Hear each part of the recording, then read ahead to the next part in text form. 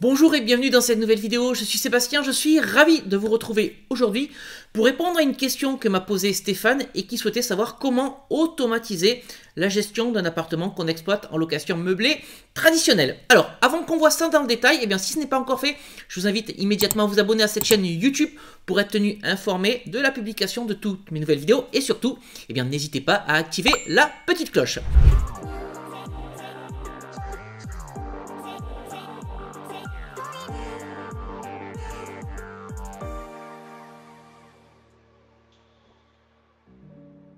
Alors venons-en au sujet du jour, la question que Stéphane m'a posée, comment faire pour automatiser la gestion d'un logement exploité en location meublée? Alors avant tout, vous connaissez ma philosophie, quand on fait de l'immobilier, l'objectif c'est de proposer à la location des biens de qualité, des biens dans lesquels on souhaiterait vivre, soit même inutile de proposer à la location des biens dans lesquels vous n'imiteriez pas vos enfants ou vous ne souhaiteriez pas vivre vous-même. Donc on a compris, des logements de qualité, c'est déjà la première étape pour faire de la location meublée. Alors ce qu'il faut savoir, c'est que pour faire de la location meublée, il faut répondre à un certain nombre de contraintes, proposer un certain nombre d'équipements, proposer un certain nombre de services. Et cette liste d'équipements et de services, elle a été fixée par décret le 31 juillet 2015 en application de la loi ALUR. D'ailleurs, je vous mets un lien dans la description de cette vidéo dans laquelle vous trouverez la liste des éléments indispensables pour pouvoir prétendre à la location meublée et donc la liste des éléments indispensables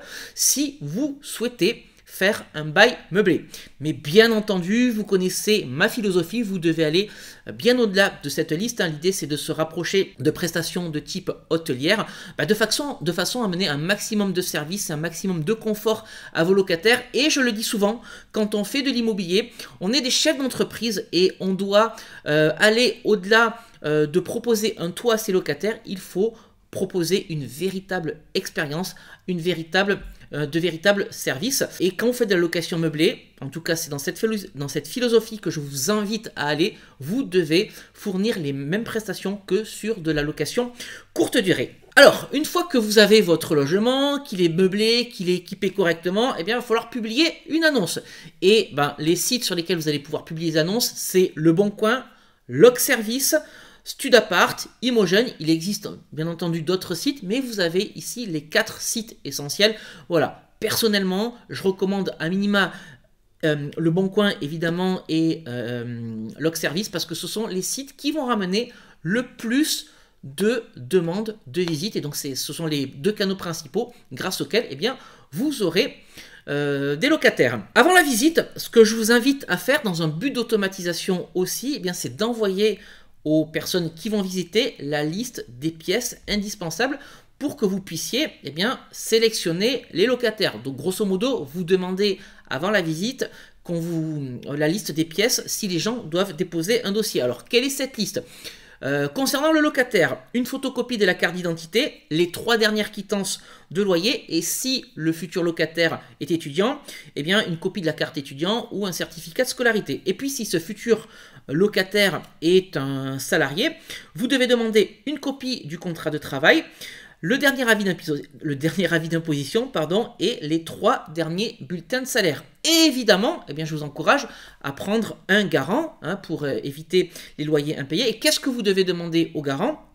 La carte nationale d'identité, également un justificatif de domicile, et puis également la copie du contrat de travail, le dernier avis d'imposition et les 3 derniers bulletins de salaire. Et si jamais le garant ou le locataire ou le futur locataire n'est pas salarié, mais chef d'entreprise, demandez les derniers bilans de la société. Quand vous faites de la location meublée et que vous faites visiter l'appartement, il y a 2 signes qui peuvent vous faire prendre conscience que vous avez affaire à quelqu'un de sérieux. Si jamais vous vous trouvez face à un étudiant ou un jeune actif d'ailleurs, mais que la visite s'effectue avec un parent, donc le garant en général, là c'est bon signe parce que ça veut dire que le garant ou le parent en question est impliqué dans la recherche du logement de son enfant. Donc ça c'est très bien. Mais si en plus au moment de la visite le futur locataire ou le prétendant arrive avec un dossier complet, voire même si le dossier vous a été communiqué à l'avance par email, là c'est le cas parfait. On sait qu'on a affaire à quelqu'un de sérieux. Ensuite, Vous allez faire les visites, on va vous envoyer les pièces, vous allez sélectionner le candidat qui vous semblera le plus apte à rentrer dans votre logement. Donc là, il y a évidemment la qualité du dossier qui joue en votre faveur, mais il y a aussi la qualité des pièces. Faut quand même s'assurer que votre futur locataire ou ses garants aient la capacité à assurer le montant du loyer. Vient l'étape, donc ensuite, de la signature du contrat de bail. Et là, je vous invite à verrouiller le plus tôt possible le locataire sans attendre la date de remise de clé pour signer le bail. Et comment est-ce qu'on fait pour verrouiller le locataire le plus tôt possible? On fait signer le contrat de bail en amont. Alors, on va éviter les impressions papier, on est à l'ère du numérique. Moi, je vous encourage à faire tout de manière dématérialisée. Vous faites du PDF et vous envoyez le contrat de bail en signature électronique. Personnellement, j'utilise le logiciel, l'outil YouSign, ce qui me permet moi de signer de mon côté et le locataire peut également signer de son côté. Alors on me pose souvent la question, qu'est-ce qui se passe pour la garantie bancaire? Eh bien là aussi j'essaie d'impliquer le locataire le plus tôt possible de façon à pas me retrouver avec quelqu'un qui me pose un lapin le jour de la signature, enfin le jour de la remise des clés. Donc qu'est-ce que je fais, pardon? Eh bien au moment où le locataire me dit qu'il souhaite prendre le logement, eh bien je lui demande 50% du dépôt de garantie et je lui demande les 50 autres % du dépôt de garantie avec le prorata du mois en cours quelques jours avant la remise des clés. Ce qui veut dire que si le locataire prend le logement dans 1 ou 2 mois, eh bien 1 ou 2 mois avant, j'ai déjà le contrat de bail signé, j'ai récupéré la moitié du dépôt de garantie et l'autre moitié, je lui demande quelques jours avant la date de remise des clés. Voilà comment ça se passe, je le répète parce que c'est très important, on verrouille le locataire le plus tôt possible de façon à ne pas avoir quelqu'un qui vous pose un lapin le jour de la remise des clés. Alors on me pose souvent cette question, qu'est-ce qui se passe si entre-temps le locataire décide de prendre un autre logement? Bien entendu, et bien là, il faut rendre les 50% du dépôt de garantie que vous aurez pris, tout simplement parce que c'est quelque chose que vous devez faire. Vous ne pouvez pas garder tout ou partie du dépôt de garantie pour vous.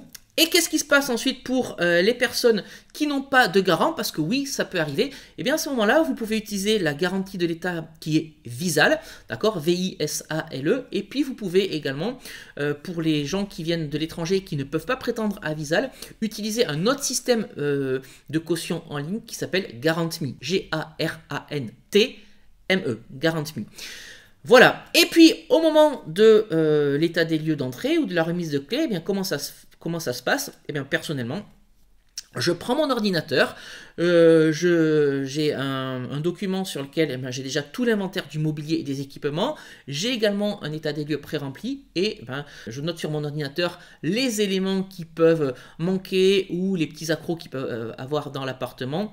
En me promenant avec mon ordinateur, je laisse les clés au locataire, tout ce que j'ai noté, je le mets en version PDF et là encore, j'envoie l'inventaire du mobilier et des équipements et l'état des lieux d'entrée à signer de manière électronique, ce qui me permet de signer de mon côté et au locataire de signer de son côté. Voilà comment automatiser la gestion complète d'une location meublée. Voilà pour répondre à la question de Stéphane. Si vous avez des questions par rapport à cette vidéo, n'hésitez pas à les mettre dans les commentaires. Si vous avez des idées de sujets vidéo que vous souhaiteriez que j'aborde sur cette chaîne YouTube, n'hésitez pas également à l'indiquer dans les commentaires. Et puis si cette vidéo vous a plu, n'hésitez pas à la liker, n'hésitez pas à la partager. Je vous rappelle que vous pouvez me suivre sur les réseaux sociaux, sur Facebook, sur Instagram. Je vous amène avec moi en visite de biens immobiliers. Je vous montre les coulisses de tout ce que je fais au quotidien. Abonnez-vous, vous serez les bienvenus.